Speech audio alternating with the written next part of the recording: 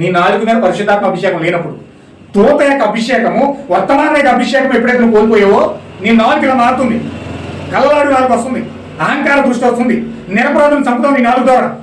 నోటి మాత్రం ఎన్నో కొండలు చెప్తావు, పక్క వాళ్ళు కూల్చేయడానికి ప్రయత్నం చేస్తావు, సాడీ చెప్తావు, నీకు అనుకూలంగా ఉంటే ఒక మాట, అనుకూలంగా లేకపోతే ఒక మాట మాట్లాడతావు. నాలుగు నడవలేదు కదా ఎక్కడైనా తిరిగిపోతుంది. హల్లెలూయా. లేని వాటిని అన్ని కూడా పలికేస్తావు, అబద్ధ సాక్ష్యాలని పలుకుతావు. కత్తిపోటు మాటలు వంటి మాటలు పలుకువారు మీలో కలరు. సామెతలు 15:2 చెప్తున్నాడు.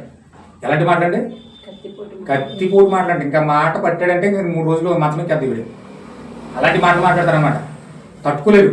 కొంతమందికి అలాంటి మాటలు బట్టి హార్ట్ అటాక్ వచ్చేదట. యేసుక్రీస్తు కలుగులో సిలువలో కత్తిపోట్ల వల్ల చచ్చిపోలేదట.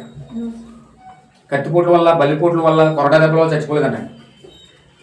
ప్రవర్త వాడుతున్న మాట ఆయన ఏమంటున్నాడంటే, శిక్షావిధి ద్వారా ప్రాయశ్చిత్తార్థం బలి అనే మెసేజ్లో ఆయన ఏం చెప్తున్నాడంటే, యేసుక్రీస్తు కలువరి సిలువలో హార్ట్ అటాక్ వచ్చిందంట.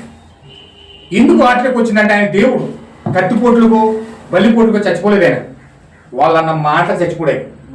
వాళ్ళు ఎలాంటి మాటలు మాట్లాడారు తెలుసండి? ఓయ్, దేవుని కుమారుడు అని చెప్పుకున్నావు కదా, నువ్వు దేవుని కుమారుడు అయితే ఆ సిలువ పై నుంచి దిగిరా, ఇప్పుడే దిగొచ్చి మేము అందరం నమ్మేస్తామన్నా.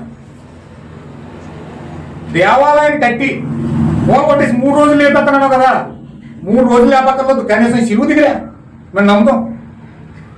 పక్క పక్క పక్క పక్క నవ్వుతూ, తుప్పుకుని మోస్తూ, హేళన చేస్తూ వాళ్ళనే మాటలు.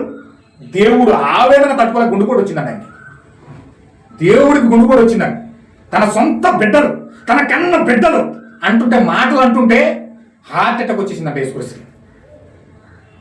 అంటే చాలా మంది మాటలు మాట్లాడితే కత్తిపోటు మాటలు మాట్లాడతారు. ఇంకా అది మాట మాట్లాడడానికి తిరిగిపోవలసిందే. అంత భయంకరంగా కుమిలిపోయి మూలకెళ్ళి ఎంత ఏడ్చినా తీరలేనంత బాధ ఆ మాటల ద్వారా వస్తారు. అలాంటి మాటలు కొందరు మాట్లాడే వాళ్ళు మీలో ఉన్నారంటాడు. ఎలాంటి మాటలు? అలాంటి మాటలు వాళ్ళ నుంచి ఎందుకు వస్తాయంటే, వీరి నాలుగులో అభిషేకం లేదు, వీళ్ళ నాలుగు మీద ఆత్మాభిషేకం లేదు, వీళ్ళ దూతను నమ్మలేదు, వాగ్దాన వాక్యాన్ని, గడియ వాక్యాన్ని వాళ్ళు వెంబడించట్లేదు. అందుకని అలాంటి మాటలు వారి నోట్లో నుంచి వస్తూ ఉన్నాయి. అలాంటి నాలుగు వారు కలుగున్నారు.